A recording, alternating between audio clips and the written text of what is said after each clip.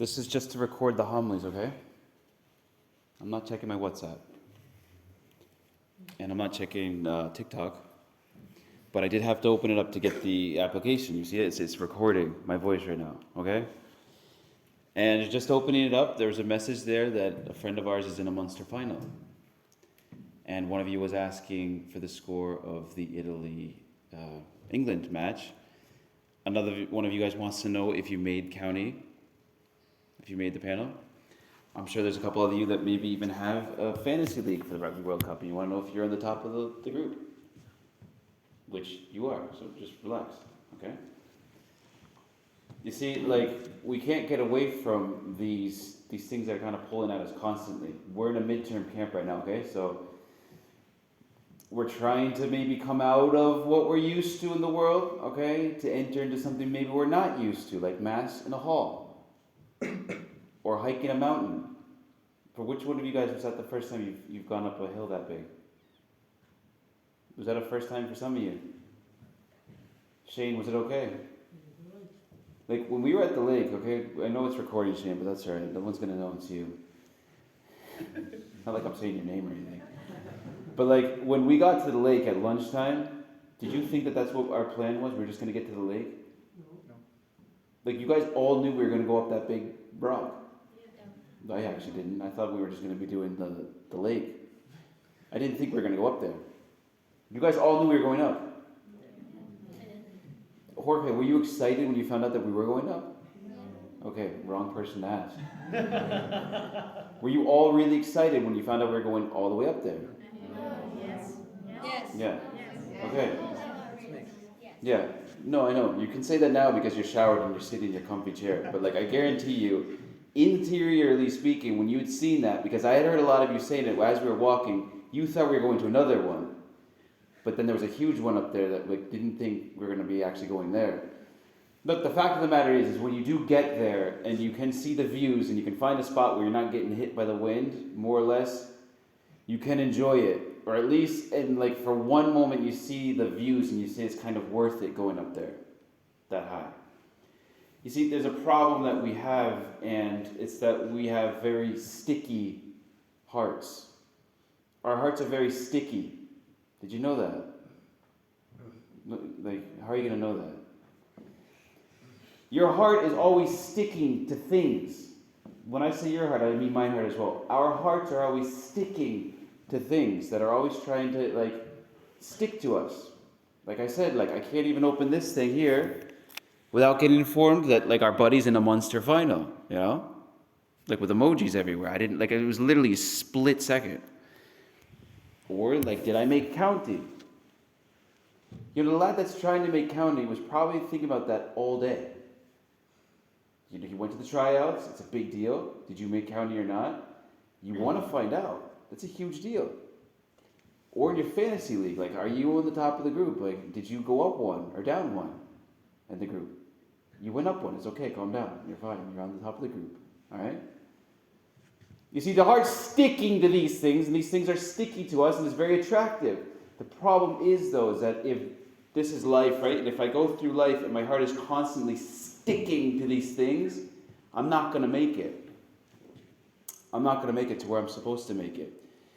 You know, yesterday we were like, with the bigger guys, we were thinking, you know, maybe it's better off that I don't know all these big truths about the faith. All right, so if I know all these truths about the faith, that means that I'm responsible. And if I'm responsible, it's not going to be as easy for me. That probably didn't make any sense what I just said. I'm going to explain myself. So if my buddy is in like class with me, right, and he doesn't go to Mass, he doesn't know about like these truths that God is in the Eucharist, confession, maybe God's going to have mercy on him and he's just going to go into purgatory for a long time. But he can like live his life. He can do whatever he wants. But I have to be good. Like I have to go to confession. I can't go out to the parties. Or I have to be different. So wouldn't it be better if I just didn't know that these things were true? Does that make sense? No. Yeah. I don't think, yeah. Well, listen. We're supposed to be like those guys that get to the top of the mountain. And like the guy who's at the top of the mountain, and then the guy who's there like getting smoke in his face, like out like in the wind, like at the bottom. It's like, that's the difference right there. The lads that get to the top are the ones who see the 360 view, they get a bit more control of things, and they enjoy it. That's what we're supposed to be like in the life of grace, the spiritual life. But like if I'm trying to get there, but I'm constantly getting pulled back by everything that the world wants to pull me from, I'm not going to get there. Is rugby and football and like, sorry, I forgot. Like there's a match on Wednesday, PSG and Bayern Munich. Like there's not only is there a possibility, it's like guaranteed we're not going to watch that match. The lad that really wanted to watch that match was like, if I had known that match was on, I probably wouldn't have gone to the midterm game. I mean, it's a huge match. But there's going to be an even bigger one. Like the Super Bowl was last night. Who won the Super Bowl? I don't know. If America would find out that another American didn't know who won the Super Bowl, that would be a disgrace. That's almost like on par with if you didn't know who won the World Cup. Anyways, sorry. I'm not looking at anybody. I'm not looking. He's like, you look at me and think of another example that I'm thinking about that I like. Listen, it doesn't matter. You fill in the blanks. You all have something. We all have something that our heart really wants and it gets sticky, stuck to, okay? And so what happens if we're stuck to it, we're not going to advance. Because the world is our enemy. Okay, so soccer, football, rugby, it's not bad. I actually enjoy the fact that you are playing and that you're doing that instead of playing video games. I think that's better. But if I make my life rugby, football, or soccer, or Minecraft, Rubik's Cube, dude, my life is the Rubik's Cube. The Rubik's Cube is impressive. Like, there's a guy here who can do, stop pointing your fingers, it's ridiculous. There's a guy here who can do, the 7-sided Rubik's Cube. He was doing it so fast, it exploded. And what's more impressive than a man who can do the 7-sided Rubik's Cube is that, he can put it back together after it explodes. For me, that's just mind-blowing. The Rubik's, stop raising your hands, okay? We don't...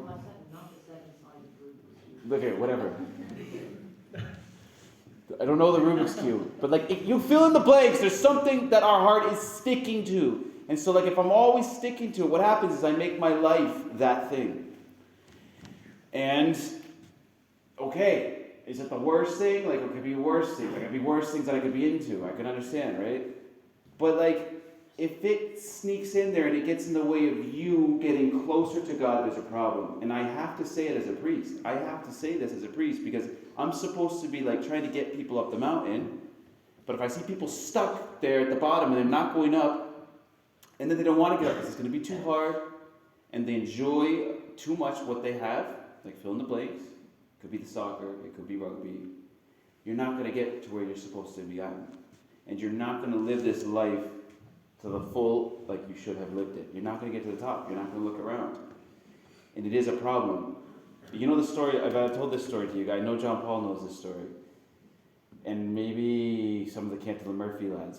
But the story with the monkey in the Philippines? No? Okay, raise your hand if you know the story. Oh, that's embarrassing. You know the story because you're in my hangout. You are all in the hangout, so you know the story. Okay, that's fine. Just the Spanish guys haven't heard it. You have. Okay. So you know how they hunt monkeys in the Philippines? No. All right. So they get a coconut, and I don't know how they empty the coconut out, but the coconut is more or less hollowed out. Yeah. And they cut a slit across the coconut. Brother Greg, have you done this before? A Filipino eat monkeys? I'm sorry. They do eat monkeys. Oh, you eat monkeys, huh? You just hunt them. I guess so. Oh, you throw me under the bus. I thought this was the Philippines, but maybe it's a different island or country. Maui or Fiji, right? They cut the slit through the coconut. And they put honey roasted peanuts inside the coconut. And the monkey loves honey roasted peanuts. He loves them. He can smell them from a ways off. So the little jungle man is in the jungle with the coconut on the end of a string. And he's shaking the coconut. You follow me, Victor? Victor's like, what is going on? Sorry. We'll get a translation tomorrow. Guillaume's coming. He's shaking the coconut like, and like the little peanuts are like moving around, and the monkey from like far off hears it, and he's like, and like he gets excited. He's coming. Like he starts like getting closer. Like, woo. And the islander's like there. The islander's like, woo, woo. Sorry, that's messed up. And so like the monkey gets closer, and he sticks his hand into the slot because it's a slot, right? A slot is a slot. Okay, so he sticks his hand in there. And he grabs the peanuts. And the problem is, though, he made a slot in the coconut. He didn't make a hole. So, like, if the hand goes in the slot and grabs the peanuts, it forms a fist. So what happens? He's like, whoop, whoop. He's like trying to pull his hand out of the coconut, but he can't. Why? Because he's made a fist. What does he have to do? Open that door. Yeah, like, if he opens his hand like it was before, like, you put it in there, he can just pull his hand out and run away. So your jungle man's like, and like he starts pulling on the cord. The jungle man's not a monkey, by the way, sorry. He's like the man. And he's pulling on it, and like the monkey's getting pulled with it until he finally gets him, and then he just bombs him on the head with a piece of bamboo. And then I don't know, like apparently, I don't know, do they eat him or do they keep him as pets? I don't know, but like the monkey ends up really bad. I think they do. Like in Indiana Jones, they would eat the monkey. Like the monkey's head would be like on the table, they'd be like eating it. Have you seen the Temple of Doom? Yeah. So like, what's wrong with the monkey? He doesn't open his hand and let go of the peanuts. Are you awake now? So like, if he lets go of the peanuts, he's fine. He runs away. You are holding on to something, right? You're holding on to something, and that's probably holding on to you. It probably has a hold of you. And what I'm saying is that we have to let go. Why? Because we're attached, we're stuck to it, and it's like holding us down. And if we're not able to let go of it, it's going to end up dominating us. So, once again, is it really bad? If it is bad, you do it. Oh man, if it's bad and it's sinful, like you have to let go right away. If you have something in your life that has a hold of you and it's sinful, something that's like maybe you're seeing, you have to let go of it right away, because you will be killed. Like, fact.